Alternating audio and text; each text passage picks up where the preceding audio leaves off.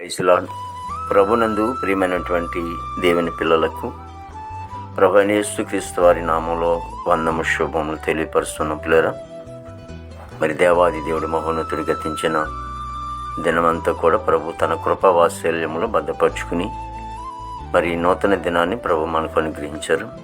2024వ సంవత్సరం 6వ నెల 23వ దినాన్ని ప్రభు మనకు అనుగ్రహించి మరి ఈరోజు దేవుడిచ్చినటువంటి వాగ్దానం, యెహోవా ఉపదేశములు నిర్దోషమైనవి, అవి హృదయమును సంతోషపరుచును.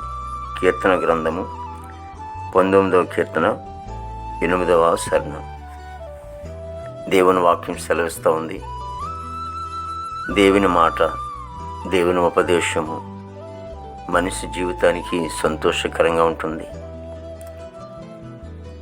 కాబట్టి ఈ రోజున దేవుని మందిరానికి నువ్వు వెళ్ళి దేవుని ఉపదేశమును విన్నప్పుడు అవి నిర్దోషమైనది, అందులో దోషం లేనిది, కల్మషం లేనిది, కల్తీ లేనటువంటి దేవుని మాటలు నీ జీవితంలో నీ హృదయంలో చేర్చుకున్నప్పుడు నీ హృదయానికి ఎంతో సంతోషం ఉంటుంది. కాబట్టి ఏ దుఃఖంలో ఉన్నావో, బాధలో ఉన్నావో, కన్నీరుతో ఉన్నావో దేవుని మందిరానికి వెళ్ళి దేవుని ఉపదేశమును నువ్వు అంగీకరించు, ఆలకించు. లూదియా వలె తన కుటుంబాన్ని రక్షించుకున్నట్లుగా, మరి జీవితంలో సంతోషించినట్లుగా, మరి జైల్లో ఉన్నటువంటి అధికారి ఏ విధంగా అయితే దేవుని మాటలు విని సంతోషంగా బాప్తిసం తీసుకున్నారు, ఈరోజు నువ్వు కూడా దేవుని మందిరానికి వెళ్ళి ఈరోజు జరిగే పునరుద్ధమైన ఆరాధనలో ప్రభు సన్నిధానానికి వెళ్ళండి.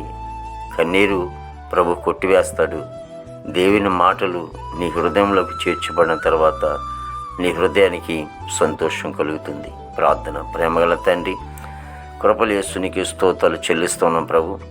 మరి నాయన, నీ మాటలు, నీ ఉపదేశములు అయ్యా మనిషి జీవితానికి ఎంతో సంతోషకరం ఇచ్చేవి. దేవ, నెమ్మది లేని వారికి నెమ్మదినిచ్చేవి, ఆరోగ్యం లేని వారికి ఆరోగ్యం ఇచ్చేవి, రక్షణ లేని వారికి రక్షణ ఇచ్చేవి. దేవా, ఇదిగో తండ్రి, నిత్య జీవము మాటలు దేవా తండ్రి నాయన, నీ మాటలు ప్రభు అయ్యా, అందులో కల్తీ లేనటువంటి మాటలు ప్రభు దేవా, నీ మాట శ్రేష్టమైనది, ఆశీర్వాదకరమైనది తండ్రి. ప్రతి కుటుంబంలో కూడా నీ మాట ద్వారా ఆశీర్వదింపబడటానికి మీరు కృప దయచేయండి.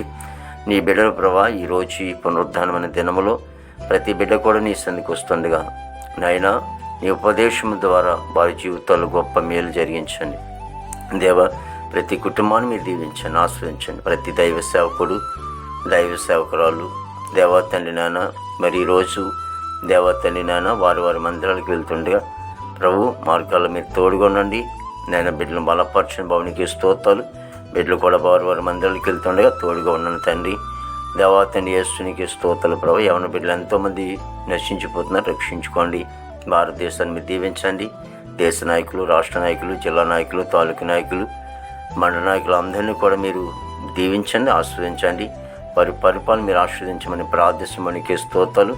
నీ మెండైన దీవులతో నాయన నాయకులను, అధికారులను మీరు నింపమని ప్రార్థిస్తామని కొన్నాను. అయ్యా ఇదిగో తండ్రి, ప్రతి సంఘములో కూడా ఈ రోజున ప్రభు తండ్రి నాయన మీ సేవకుల ద్వారా తండ్రి బిడ్డలందరినీ కూడా బలపరచండి. దేవానికి వందలు. విదేశంలో బిడ్డలకు మంచి వంతు నంపండి. హాస్పిటల్లో ఉన్న రోగం స్వస్థపరచండి. జైల్లో ఉన్న బిడ్డలు విడుదల చేయండి. దేవ, ప్రతి ఒక్కరిని కూడా దీవించి ఆశ్రయించి నీ నామానికి మాత్రం మహిమ తెచ్చుకోండి. యేసుక్రీస్తు వారి నామములో తండ్రి. ఆమేన్, ఆమేన్, ఆమేన్.